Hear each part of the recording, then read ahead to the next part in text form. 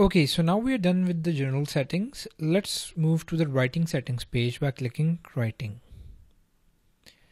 Okay, so this is the writing settings page. Now the first option is formatting.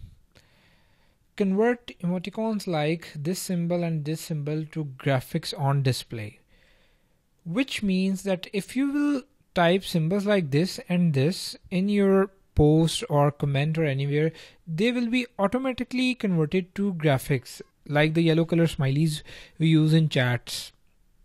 So if you want that conversion to happen, you can keep it checked. If you want the symbols to appear just like this, you can uncheck them. It's totally up to you. Okay, the other option is WordPress should correct invalidly nested XHTML automatically. That means that in your posts, if you will add HTML and it got some error or it's invalid, WordPress will automatically correct it. So if you plan to use such things, you can check mark it or keep it unchecked as you like. Okay, the next is default post category. Here you can just select any of the available one which you want to be default. By default, if you publish a post, it will automatically lie under the category you will select here. Default is uncategorized. Okay, the default post formats. There are multiple post formats which you can use. For example, a standard, aside, chat, gallery, link, image, quote, status, video, audio. That means what type of post you're working on. We'll go through all these options one by one in our post lecture. So let's leave it as it is for now. Okay, then we have the option to post via email. This is an option where you can just create an email and send it to your WordPress and it will create a post out of it and make it live.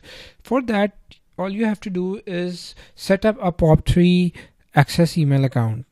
And it should be a very secret email account because anyone can, if anyone send that email on that account, it will be made live. So by default, WordPress recommended these random strings which can be used as emails. You don't need to go deep in this. Not many people use it, and I don't prefer using it as well because in email we cannot edit and create a post as good as we can do in the post editor of WordPress. So we'll just let it go. And in the end, there is the update services. Here you can see the rpc.pingomatic.com is added, which means that whenever you will publish a post, this service will be pinged. Means that this server will be given a signal that we have a new post. So let the search engines and other networks know about this new post. So you don't have to worry about any of these. In the end of this course, I will provide a file in which there will be multiple services which you can add. That's all. These were all our writing settings.